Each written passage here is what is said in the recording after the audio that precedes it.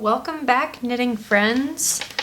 All right, congratulations. We have knit a washcloth. So, you guys made it to this point. Hopefully you still have 20 stitches on the top of your row. If you don't, it's okay. We're going to cover that today. In our lesson, we're going to talk about dropped stitches. What happens if you accidentally lost a stitch somewhere along the way, and or if you gained a stitch and maybe now you have 21, 22 stitches on here at the top. So I do want to remind you guys, if your washcloth doesn't look absolutely perfect today, that's okay. We're learning. We're going to get there. I'm really proud of you guys for having made it this far. So let's start with dropped stitches. I'm going to go ahead and knit along this row here, and I'm going to drop a stitch. So we're knitting along. I'm going to get to the middle of my row here.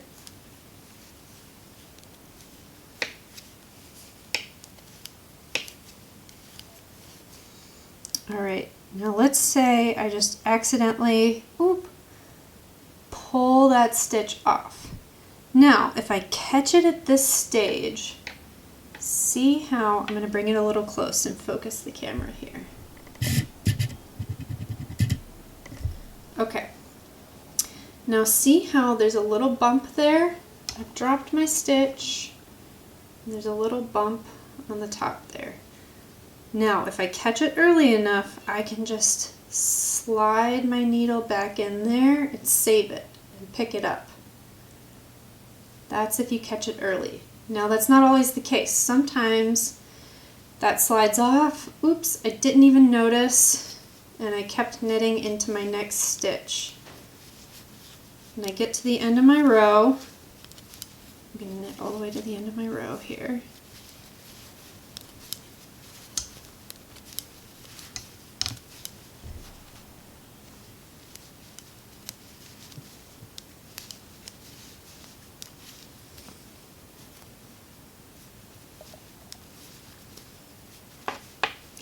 And that's when I realize, there's something goofy happening right there.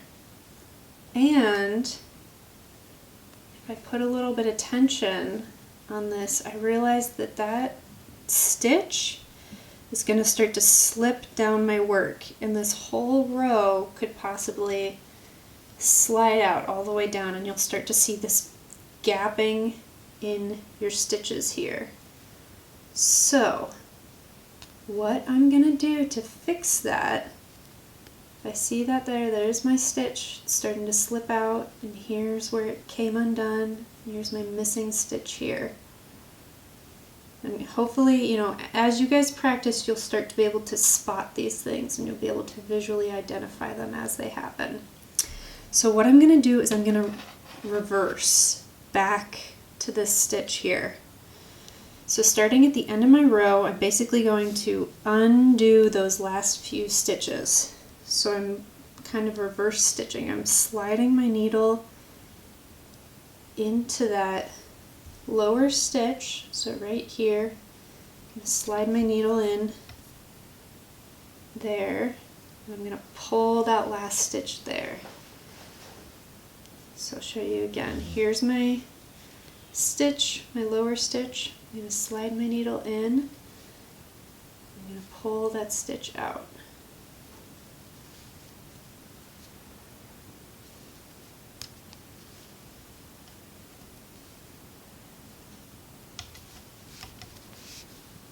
We're going to keep unraveling this row, and I'm just pulling that yarn tail as I go to unravel it.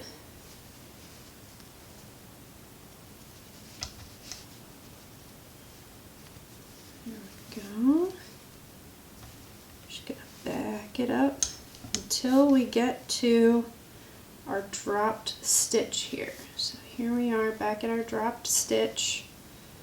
So next thing I'm gonna do is I'm gonna, just like I did before, I'm gonna find that little bump where my last stitch is that's available, I'm going to find that and pull it through. You're going to put it back on your dominant hand needle, and then see this lead here, this loose tail right there. I'm going to pick that up onto my dominant hand needle. Did you see what I did there? So I go under and pick it up, and I'm going to pull this stitch over. So that brought that loop back up onto the stitch. And then I'm going to move it back over here. So we just picked up that stitch and we fixed that drop there. So we're able to resume knitting again. And my stitch is back in line there. You're not always going to catch these, but when you do,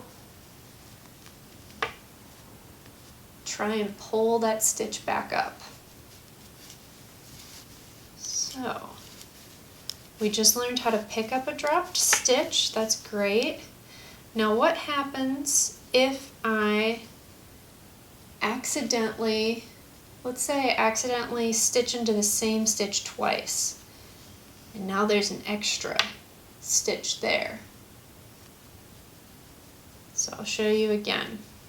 I'm knitting along, and maybe I knit into the same stitch twice, or I pulled it off, and now I just put 2 stitches into 1 stitch. One more time. So I'm knitting, and now I have 2 stitches in 1. Well, we're going to do basically the same thing. We're going to back that stitch up. So you see this lower loop here where there's 2 stitches coming out of? Slide that needle back in there and just back it up.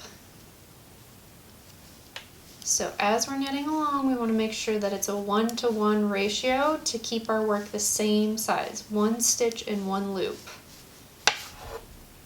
And that's how we keep everything nice and square and even. All right. So if you had any of those issues while knitting your washcloth, feel free to, if you want to and you have time to, unravel to the point where you had the issue and start knitting up again and try and keep everything just 20 stitches and even. If you're like, it's got a flaw, but I'm okay with it, we can go ahead and move forward. Because trust me, you're going to have, there are going to be flaws. You're going to learn as you go. It's okay. So the next thing I'm going to show you guys is how to actually get your washcloth off of the needles. So this is called casting off. And with both casting on and casting off, there are multiple ways to do it, and it will give you different visual techniques. The cast on that I showed you to start this was very basic cast on where we wrapped the yarn around our thumbs. This cast off that I'm going to show you is a very basic cast off. Once we develop these techniques, you can start using very particular cast on and cast off for different projects. Maybe you have a hat where you want like a stretchy ribbed edge. So you want a more elastic cast off for that, or maybe you're knitting maybe a blanket and you want a really decorative edging on it. So you can use a decorative cast off or cast on for that. So let's go ahead and cast off. So we're going to start just like we're knitting. So just like we normally knit, slide your needle in, wrap the yarn around, pull off your stitch. And then we're going to go on to our second stitch, slide the needle in, wrap the yarn around, pull the stitch off, and then in order to cast off, all we do is pull this first stitch over the second stitch. And then we continue knitting onto the next stitch, slide the needle in, pull the yarn out through, and we do it again. So you're going to pull that first stitch over the second stitch. Try that again. Put the needle through, pull the yarn through, pull the first stitch over the second stitch. And here you can see we're getting our cast off edge there.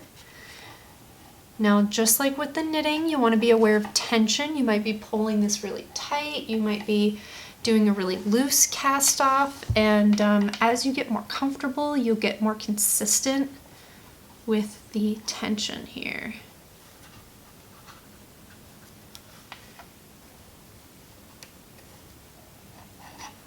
So I'm just going to do this with you guys, and we're going to cast off our washcloth here.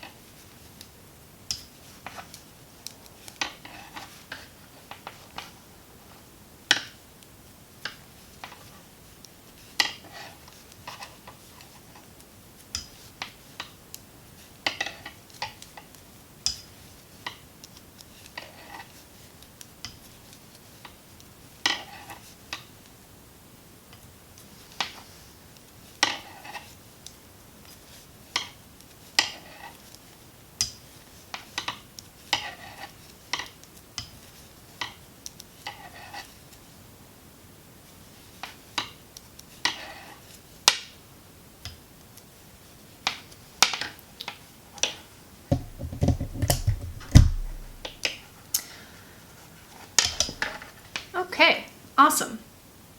So we made it to our final stitch. We have our last stitch from our cast off edge here on the end of our needle.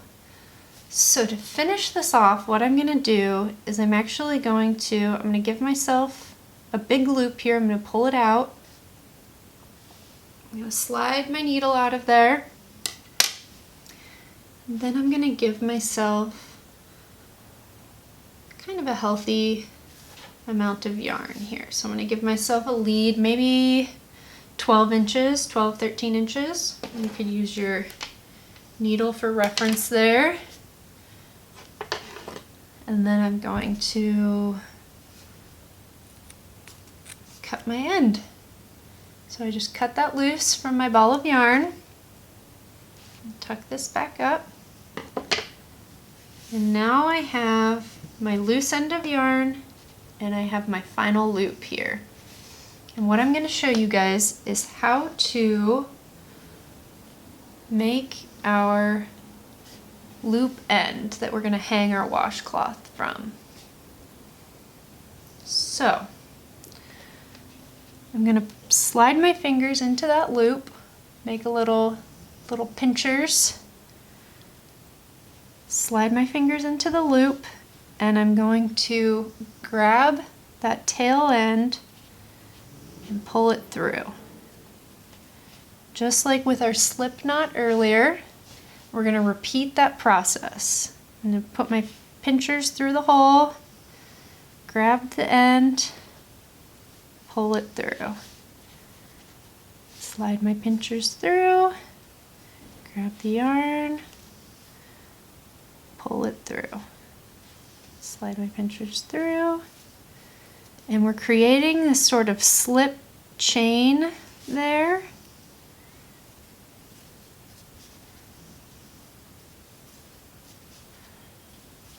And you don't need to pull it super tight.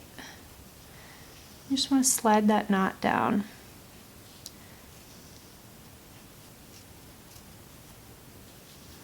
And we're going to continue doing this until we feel like our loop is long enough. If you want a bigger loop, you can cut your string a little bit longer. I keep doing this until I kind of come up on the end of my tail here. So we'll do maybe one more. Let me show you guys. So this is going to be my last one here, where I pull my yarn through, and I'm just gonna go ahead and keep pulling. So let me focus the camera, and I'm gonna give you guys a zoom here.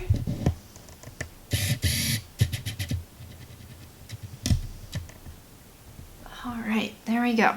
So now we have this chain here, and we've got our loose end, and all I have to do is I'm gonna feed this loose end through my embroidery needle.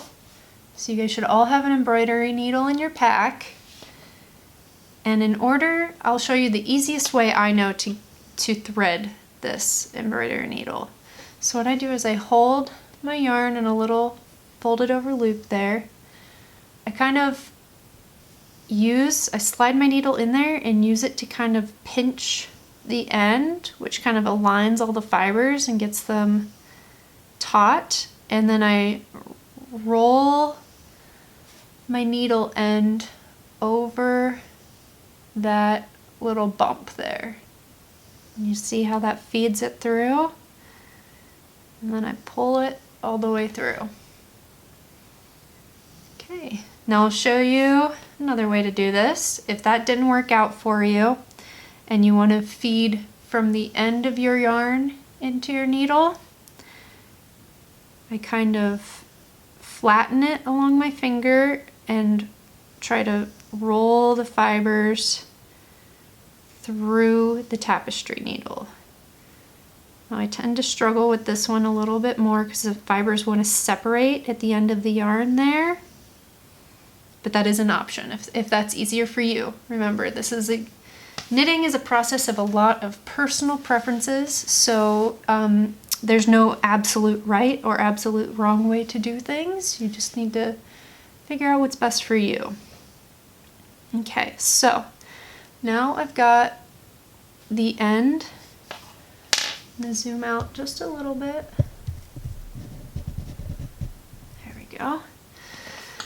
So I've got the end of my chain tail there, and we're about to form our loop. So all I'm going to do is slide this needle into my work, and you just kind of want it on the edge here.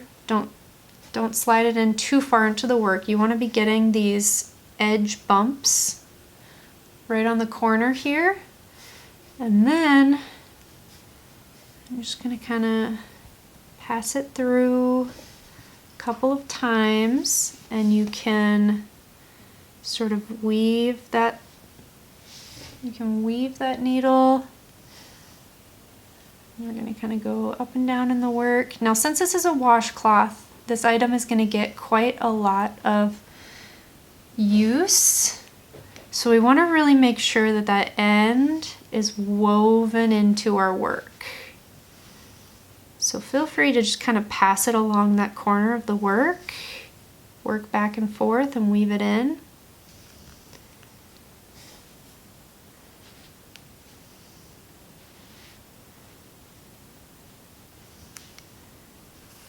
And we can even go back up through our chain here. Make sure that connection is solid. And now, generally speaking, in knitting, you want to always avoid putting knots into your work. It kind of interrupts the texture and the stretch of a knit. But if you, particularly because this is a washcloth, if you're really worried about that end becoming unraveled or coming apart, feel free to put a little knot at the end of your work there. Pull that tight.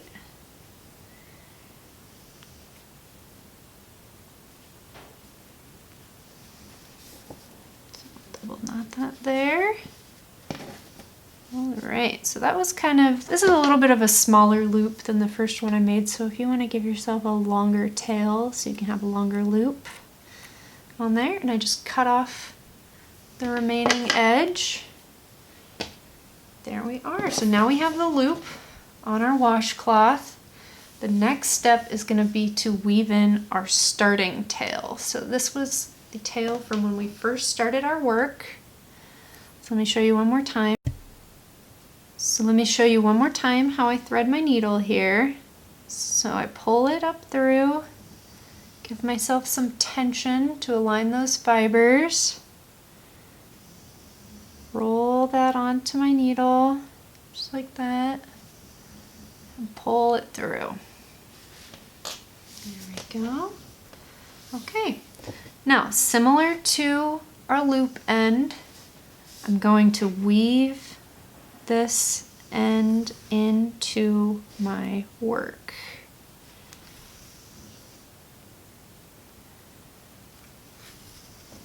And if any of you are sewers, think of this like a back stitch. You want to work back and forth, just kind of securing that loop in there. And as we get into more decorative garments or more delicate pieces, you'll start to learn ways to weave this end in that don't visually interrupt the stitch of the work. With a washcloth, this is a utilitarian object, so we want to really secure that end, give it a lot of back stitching to keep it from unraveling in the future.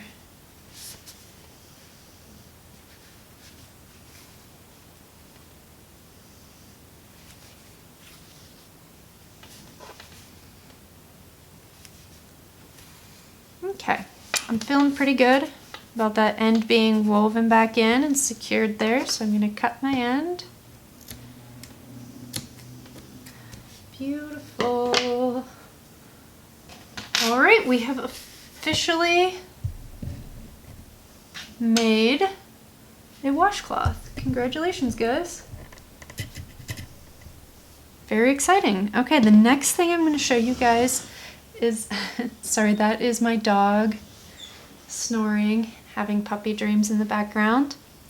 So the next thing we're going to do is learn how to block the work, which is more common for garments than it is for like a utilitarian object like a washcloth, but it's an important step in making our work look really nice and beautiful. So that's next.